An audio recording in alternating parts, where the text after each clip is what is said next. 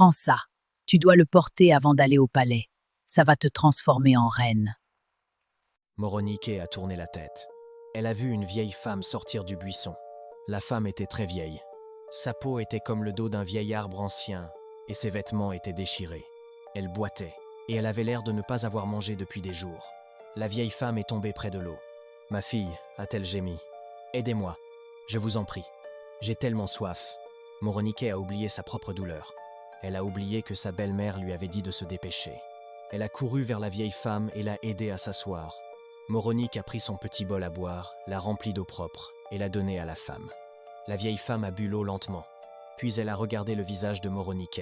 « Tu as de la cendre sur le visage, ma fille, » dit doucement la femme. « Mais ton cœur est brillant comme l'or. » Moronike a soupiré. « La cendre fait partie de moi maintenant, maman. Je suis juste une servante. » La vieille femme a mis la main dans un petit sac sale qu'elle portait. Elle a sorti une chaîne de perles taille. Mais ce n'était pas une simple chaîne de perles taille. Les perles étaient sombres, comme la couleur de la terre. Elles cachaient une petite étincelle à l'intérieur, comme des lucioles piégées. « Prends ça, » dit la vieille femme. Moronike était perdue. « Maman, je ne peux pas prendre ça. Ma belle-mère me le prendra et le vendra. » La vieille femme a souri, et quelques dents étaient très blanches. « Non, c'est un cadeau secret. Cette chaîne de perles est pour ta peau, pas pour que les gens la voient. Tu dois la nouer autour de ta taille, sous tes haillons. Tant que cette chaîne touche ta peau, tu n'auras plus la cendre sur toi. » Moronike a pris les perles.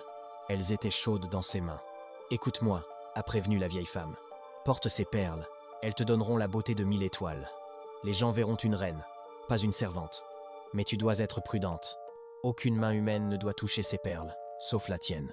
Si un homme ou une femme touche ces perles, la magie se brisera et tu redeviendras une ombre. » La vieille femme lui a aussi donné une petite feuille séchée. « Quand tu seras prête à aller au palais du roi, mâche cette feuille et dis ton nom. Les perles feront le reste. Mais souviens-toi, tu dois quitter le palais avant le premier chant du coq à l'aube.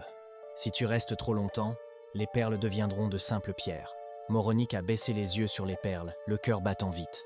Quand elle a levé les yeux pour remercier la vieille femme, la berge du fleuve était vide. La vieille femme avait disparu. Il ne restait que le bruit du vent dans les arbres. Moronike a vite noué les perles autour de sa taille, les cachant profondément sous son pagne sale. Tout de suite, une étrange chaleur a parcouru son corps. Pour la première fois depuis des années, son dos a cessé de lui faire mal.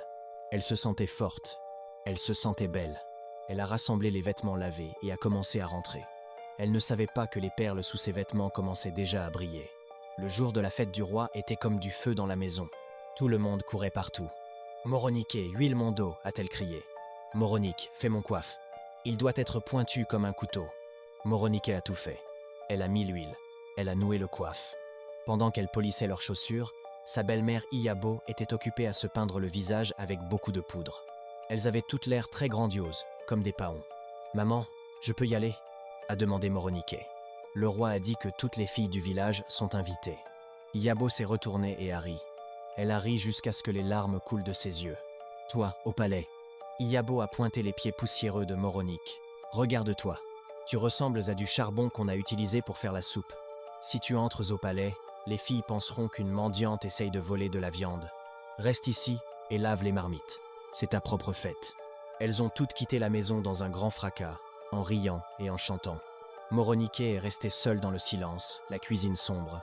Mais Moronike n'a pas pleuré aujourd'hui. Elle sentait la chaleur des perles magiques autour de sa taille. Elle est allée à l'arrière de la maison et a pris son bain dans l'eau froide. Elle a nettoyé la cendre de son visage. Puis elle a pris la petite feuille séchée que la vieille femme lui avait donnée. Elle l'a mâchée. Ça avait le goût de miel et de pluie. « Je m'appelle Moronike.